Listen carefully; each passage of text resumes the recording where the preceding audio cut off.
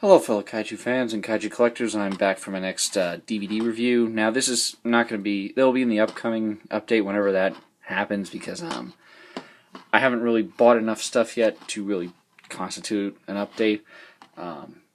So what I'm going to do is I'm going to hold off for a little while before I go and do an update or anything. But I did want to review this since this is one of the movies that when I was going through my Godzilla movie reviews I never did, and I'll explain why in a little bit. But yeah, I'm finally getting around to King Kong vs. Godzilla, and the main reason why I never reviewed this was because I hated it. But that was also because I was watching the badly edited English version that was put out by Universal. And for any of you that may love that version, or if there's any of you out there that hate it, I would highly recommend that you go and watch the Japanese version. I can tell you right now, this is now one of my more liked Godzilla movies because I watched the Japanese version. It makes much more sense now, and getting to see it in its full, uncut presentation really gives me more of a respect and a love for this movie, aside from just watching the monster fights. Like, yeah, I still don't like the Kong suit. It still looks bad compared to the 76 Kong, which Rick Baker did. That'll always be my favorite Kong suit, but Godzilla in this movie is awesome. The fight between them on Mount Fuji's awesome. And Sumo Gorilla really delivered a lot. I got nothing but praise for them for putting out a bootleg of this. Because otherwise I probably would have never seen this Japanese version, at least for a while.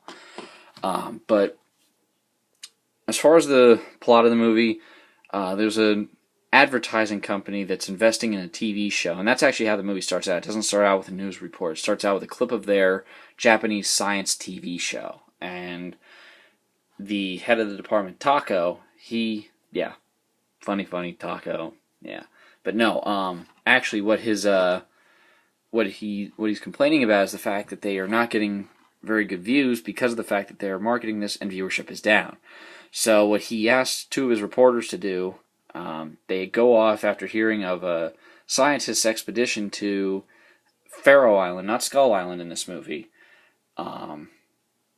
They find out about him searching this, and that there's this tribe of people who worship this unseen god, who turns out to be King Kong. And as they're on this expedition, meanwhile, one of the U.S. submarines, which this scene I actually thought was just put in for the English version, but no, it's actually in the original Japanese version. One of our nuclear submarines crashes into the iceberg that Godzilla was frozen in Godzilla Raids Again. So there is a good bit of continuity in this movie and Godzilla Raids Again. People think that these movies are kind of bad with their continuity, at least the Showa series, but no, this actually does keep up some pretty good continuity. The fact that Godzilla is still frozen in ice from the second movie, it picks up pretty much few years after they froze him on the island at the end of Godzilla Raids Again.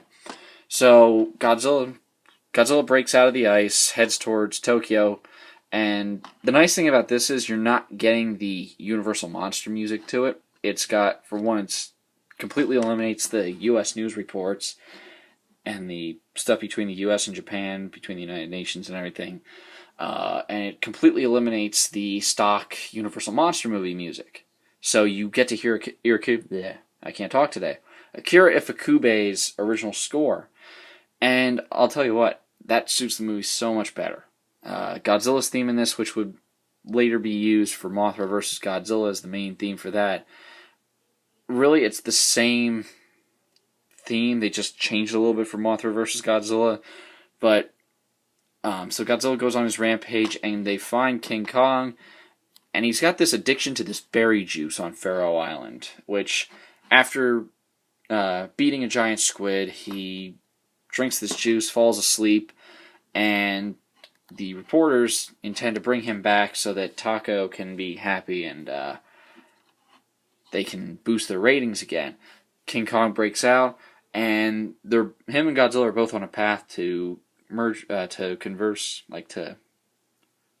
with each other, and the hope by the Japanese is that hopefully they will meet and destroy each other, which it winds up that they meet on Mount Fuji after Kong goes on a rampage through, I believe, Tokyo. Yes, it was Tokyo because he's on top of the Tokyo capital. when they put him to sleep yet again using the berry juice, and one of the reporters, played by Tadao Takashima, he uses the drums to put Kong to sleep because that's part of the formula, I guess you could say, for it. So they meet on Mount Fuji, and both of them, after a fairly long fight, drop into the sea. Kong swims away, and this is where the double ending theory starts, that people think that in the Japanese version Godzilla wins and the American version Kong wins. They don't. It's always Kong. But at the end of the Japanese version versus the English version, Godzilla roars and then Kong, whereas in the English version, Kong roars and it's just him. So the movie ends and it's left until the next movie. But overall, Sumo Gorilla did a fantastic job with this movie. This is ripped straight from the Toho DVD, so the presentation is not as good as, say, the Universal DVD. But for being that it's uncut, I can't really complain. It's, like I said, it's a very good presentation, and for the price that I paid, I can't complain about it. It's a very good presentation. You have no menu, so that's, if you were looking for a menu on this DVD, sadly you won't be getting that.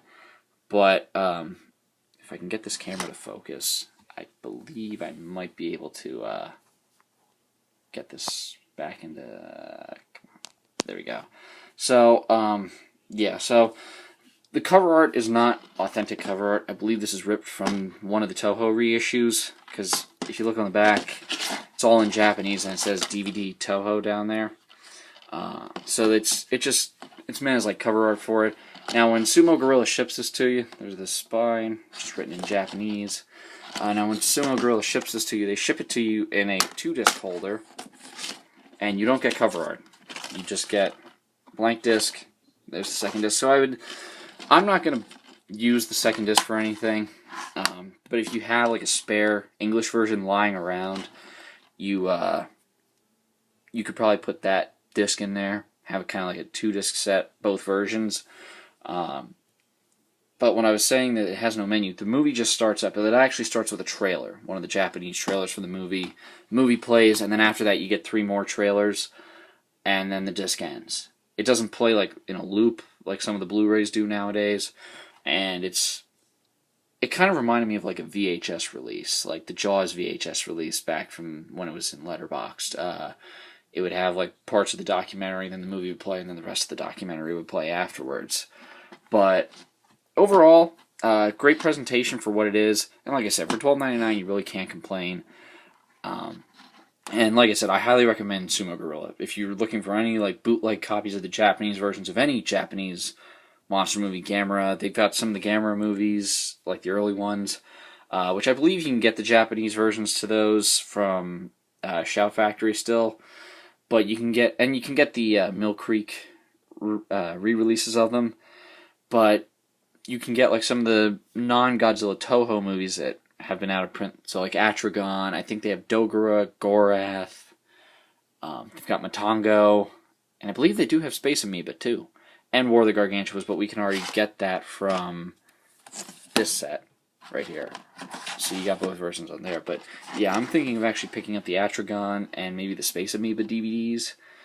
And I may actually pick up some of the Japanese versions of some of the other Godzilla movies that I don't have the Japanese versions to, or that maybe I can find the uncut versions of. Like, I would like to see what the differences are, maybe in like the Japanese version of Godzilla versus the Sea Monster versus the English, like the international version that TriStar released, and even some of the other ones too. But like some of the other releases, we've already got the Japanese versions of. It's mainly meant like if you only want the Japanese version. But yeah, like I said, this is a great video, a great DVD of it. Highly recommend picking it up, and highly recommend watching this if you don't like the movie. I found a gained respect and admiration for this movie through the Japanese version, more so than the English version. I can't stand the English version because the tone just shifts so badly in that. You don't really get a consistent tone or feel for the movie as you do with this one. So I'm going to give the DVD itself a 4 out of 5. Would have liked a menu, but I can't be choosy considering that Sumo Gorilla has made this available to us for a fairly reasonable price. And I'll give the movie itself a 4 out of 5 just because now I've gained a liking for it. I'm not a fan of the Kong suit. Still doesn't look good, but overall, great release. Highly recommended. Hope you guys enjoyed the video. I'll include this in my, whenever I get around to doing another collection update when I acquire enough stuff. So when I get around to that, this will be in there, as well as the Ultraman Volume 1. I'm just doing this now because I wanted to fill out the Godzilla reviews completely, because this is the only one that I never did. So, hope you guys enjoyed the video, and I'll see you guys for the next review.